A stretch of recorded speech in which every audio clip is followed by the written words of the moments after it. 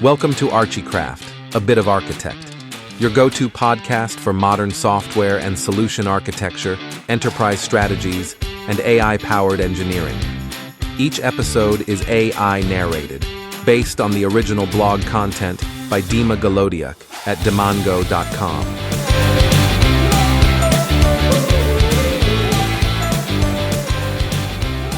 You're listening to the 19th episode of the podcast. This episode is titled Decree Architecture versus Abdication: How Leaders Break Architecture. In this episode, we explore why handing a team complete freedom breaks architecture just as badly as dictating every decision. Let's get started. Welcome to the deep dive. If you are listening to this right now, whether you are, a senior architect, a CIO, a CTO, or just any kind of technical leader, you are definitely going to want to pull up a chair. Oh, absolutely. Because we're getting into something that basically everyone in tech leadership deals with every single day. Yeah, exactly. Today, we're exploring this really fascinating post by Dima Golodiuk. He also goes by Dima. Right. And it's titled Decree Architecture versus Abdication: How Leaders Break Architecture. It's such a heavy title, but it is so incredibly accurate. It really is. So our explicit mission for this deep dive is to tackle that brutal tension you navigate all the time.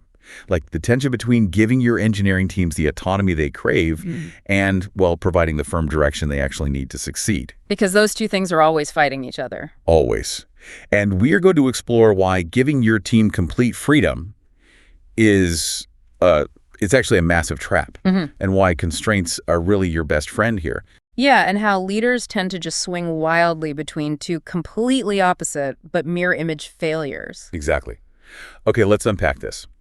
By setting a scene that, honestly, almost every tech team thinks they want to experience at the start of a massive project. Oh, I know exactly the scene you're talking about. Right. So picture the initial kickoff meeting. The platform lead walks into the room, looks at the assembled architects, the engineers, and just says, "You have complete freedom to design this." And for 5 seconds? The energy in that room is electric. Yes. It feels incredibly empowering.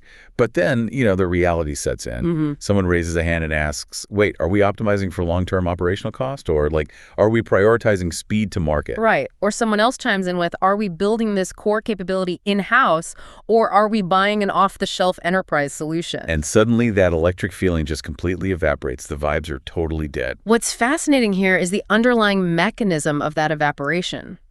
Why does it vanish so quickly? Yeah, why does it? Because that freedom was actually an illusion all along. The team immediately hits a wall of massive structural governance questions. Right, because nobody in that room actually asked for the permission to answer those specific business questions. Exactly. They were assuming leadership had already decided them. So now they're facing this total vacuum of unresolved governance. And that's what Dima refers to in the post as architecture by abdication, right? Yes, abdication. It's when leadership takes foundational business questions, things like budget, risk tolerance, strategic standardization, and just violently pushes them down to the implementation team. The people who are arguably the absolute least positioned to resolve them at a macro enterprise level. Precisely. And pushing those foundational decisions onto the implementation team, it doesn't actually make the decisions go away. No, it just defers them. It just moves the hard choices to way later in the timeline. You start seeing surface level symptoms pop up, but only after the architecture is already committed to code. Which is the worst possible time. No. Because it means you are discovering your governance requirements at the most expensive possible time to fix them. It is a profound failure of leadership accountability. I mean, think about it. A leader hands the decision over entirely, saying, hey, you are the architects, you figure it out. Which sounds nice in theory. But then they completely step back from the trade-off conversation, and months later, that same leadership team reviews the quarterly cloud spend. Oh, right, yeah. And they demand to know why the team chose such an incredibly expensive, compute-heavy platform. You simply cannot demand accountability for a strategic business decision that you actively refuse to help shape. It's just not fair to the team. It's not. But here's the thing. When architects are left in that specific void, operating without clear business priorities from leadership, they still have a job to do. Right. They still have to produce some kind of output to justify their salaries. Exactly. And this leads to a behavior that eTransformation.com brilliantly categorizes as architecture theater.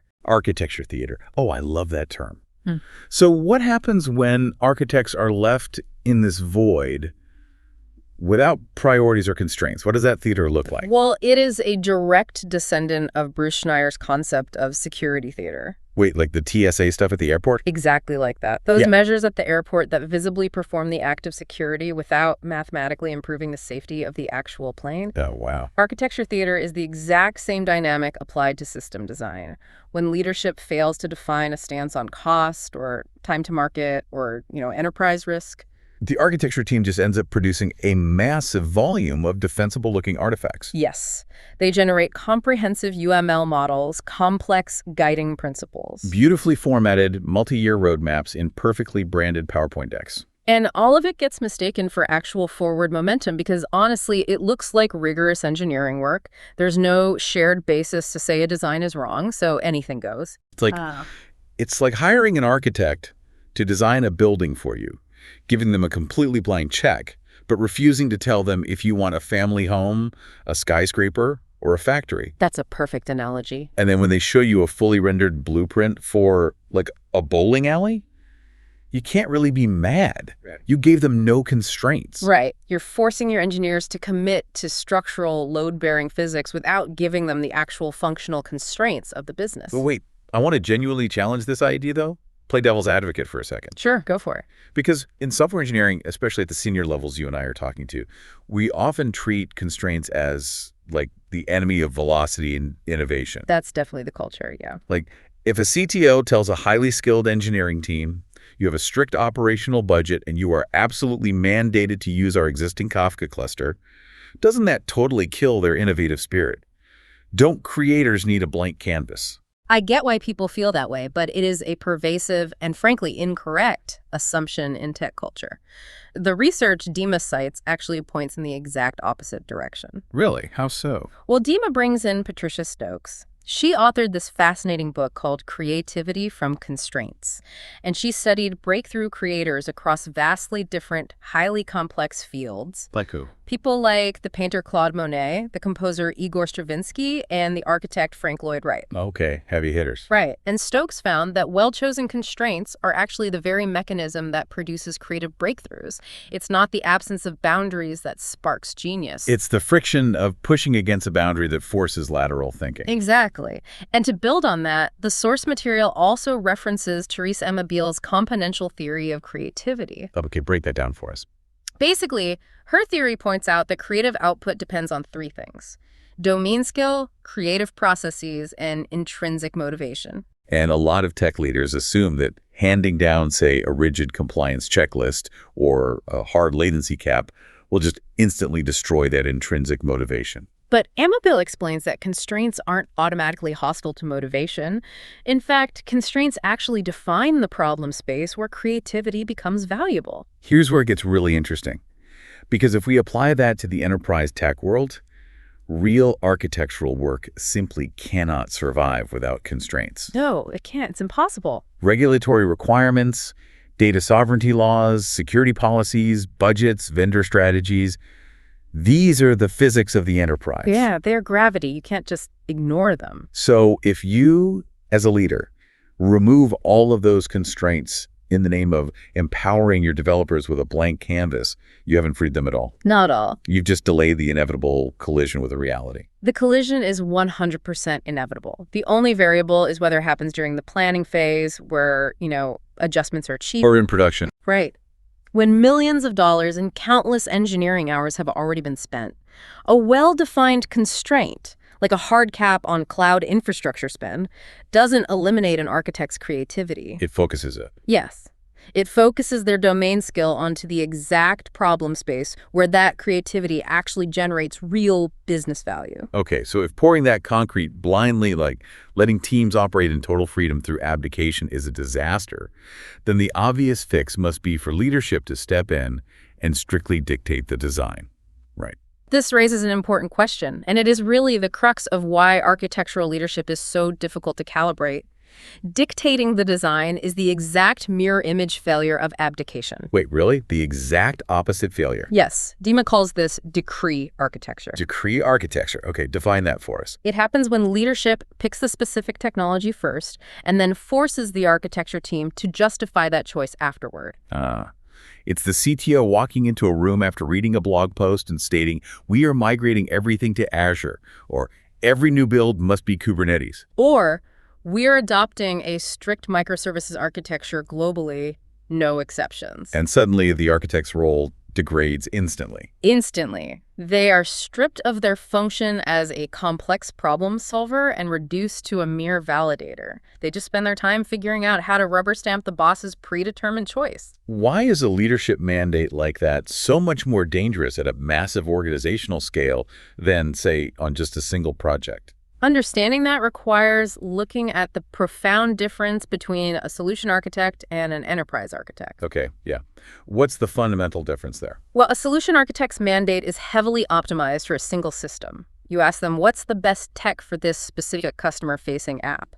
And they optimize for latency and throughput right there. Inside the boundary of that one project. Exactly. But an enterprise architect operates with a fundamentally different lens. They are evaluating that specific system against the organization's target operating model. And the source references to OGAF here, right? The Open Group Architecture Framework. Yeah. Yes.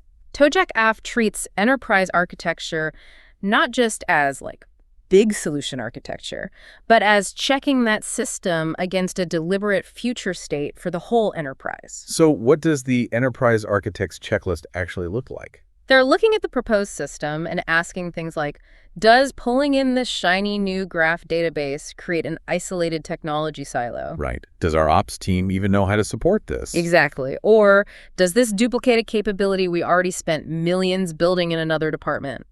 Does this lock us into a vendor we are actively trying to leave? And the big one, what is the cost to reverse this decision in 5 years? That cost reverse question is brutal, but it highlights the massive risk for your organization. Because a bad solution choice by a solution architect, that stays contained. The technical debt is boxed in. Right. But a premature leadership decree like, we must use Kubernetes for everything, bypasses that critical enterprise layer. Which means the consequences will surface later, somewhere else in the organization, and usually in someone else's budget. Exactly. It's a systemic threat. So what does this all mean? We've established you can't abandon teams to the void of abdication, and you can't mandate the tech from on high through decree. How do leaders actually get this right? Well, getting it right means giving the team the problem and the constraints rather than dictating the pattern. And the source material gives a masterclass in this with the 2023 Amazon Prime Video example. Oh, this is such a good example. Set this up for us. So Prime Video had a highly specific business mandate. They needed to automatically catch visual and audio defects across thousands of concurrent live streams. And the constraints were massive scale, but at a strictly acceptable cost margin. Right. So their initial architecture used a very heavily mandated industry pattern. They built it using a classic serverless microservices approach, AWS step functions, AWS Lambda, S3 for storage. Which is like the textbook AWS way to build things. Exactly. But when they load tested it, it hit a hard structural wall at roughly 5% of their target load. 5%. Yeah.